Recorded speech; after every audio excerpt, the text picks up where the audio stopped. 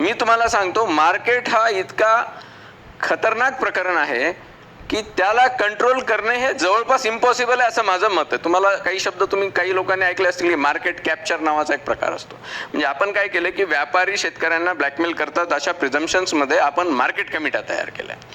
मग याच व्यापाऱ्यांनी मार्केट कमिट्यात दुकानं घेतली, ते इकडून तिकडे बसलेले आहेत आणि त्याला रेग्युलेटरी कॅप्चर असं म्हणतात. आता रेग्युलेटरी कॅप्चर झालेलं आहे.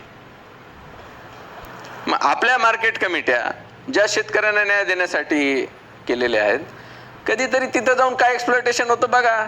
एक 5, 50, 100 किलो 200 किलो गवार बाहेरून विकत घेऊन तिथं नेऊन विका, मग कळतं काय कार्यक्रम चालतो ते. हमालाच्या नावाखाली कशी तोडी केली जाते, सरकार किती टक्के यांना घ्यायला सांगते, किती टक्के घेतात. आणि जर तुम्ही नियम दाखवले तर सेकंड टाइम जेव्हा तुम्ही माल घेऊन येतात तेव्हा तुमचा माल कोणी घेतं का, हे सगळे विषय आहेत.